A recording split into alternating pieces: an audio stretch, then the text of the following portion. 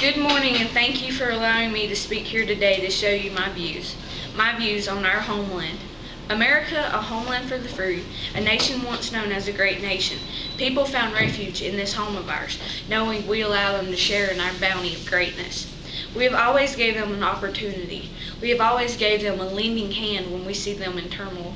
Now America is in a great deal of turmoil at this age and time. We are not as we once were with this current office. Multiple problems have arose in our pathway of greatness. Economic crisis, diplomatic crisis, and marketing crisis are all standing in our way. My opponents do not have the means necessary to do battle with these problems. They would be trampled on by the issues and thrown aside if I elected into office. But I can assure you today, if I'm voted as your president, then I will combat America's foes and conquer. One of the foes I wish to defeat is our economy. Obviously, America's current economic position is not supporting its citizens. Gas prices at an astounding high. Jobs are at an all-time low. Basically, we are not taking care of our people. We are trying to help people of foreign lands with their problems with jobs, with their problems of gas, and with their problems of living. It is time for us to take care of our own problems before we concentrate on the well-being of others. I intend to start drilling on our own lands and stop buying it from our enemies. We are only helping them destroy us. I will have researchers look into alternative energy so that we may stop oil drilling altogether. I am from a working class family. My father and mother did everything they could just to support my sisters and I. I worked myself through college and paid it on my own. I know that working people are not given what they deserve. If elected in office, I will make sure every state has jobs they will have ready for their occupants, a quota. The working man will not be the only one to gain from this, but also the poor man in poverty. He will rise from the ashes the economy has laid around him and moved up to middle class and not go thinking, how will I survive tomorrow? Our first obstacle will be defeated. Another of our foes is our war with Iraq. In my views of war, I see us obliterating our enemy and leaving them in ruins. Instead, we are helping them rebuild themselves so they may attack us once again. Our current situation is one similar to when a boy hits another out of spite, and that boy that gets hit returns the punch. The first boy is sent to the ground in pain, causing his attacker to tower over him.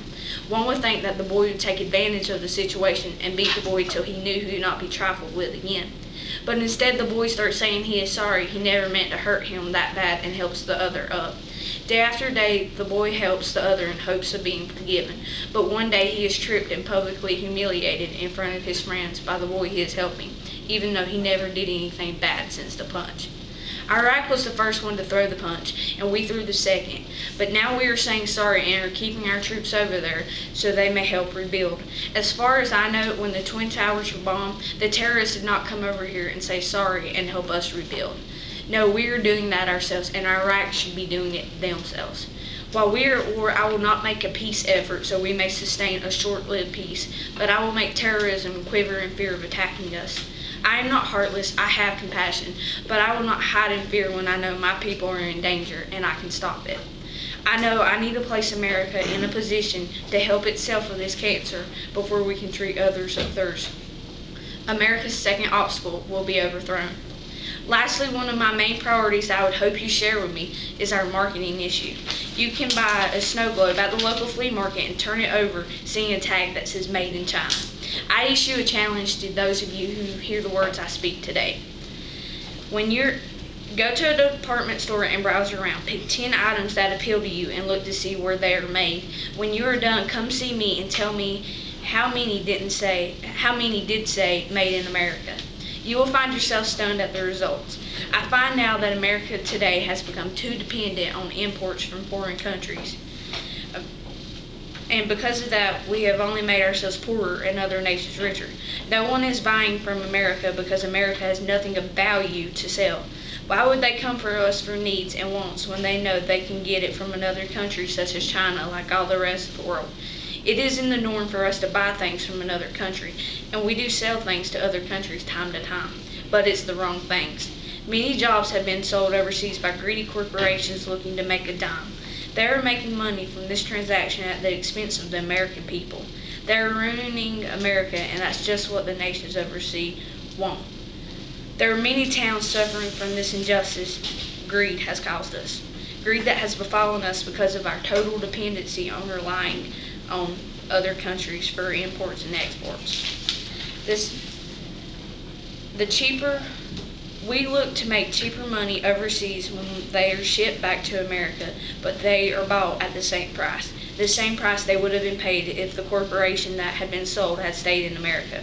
American citizens will start buying things made in America instead of overseas items. If America buys American-made products, jobs will be available. If Americans buy American-made products, money will go back into the maker's hands and all of Americans' hands. America will be able to support America. The third obstacle will be destroyed. At the beginning of this speech, I told you that America was once known as a great nation. I told you we will always give a people an opportunity. I told you we will always lend a helping hand. America is slacked in its duties today and needs to be put in line. If you vote me as president, I will make sure people are given a chance to excel in life no matter what the background. I will always lend a helping hand to our allies when the great need arises. If you vote me as president, I will take America back to what our forefathers wished it to be. They would be disgusted to see what their children had done to their beauty known as America. If we don't change America as soon as possible, I mean real change, well, the only thing I can say is God help us all. Thank you.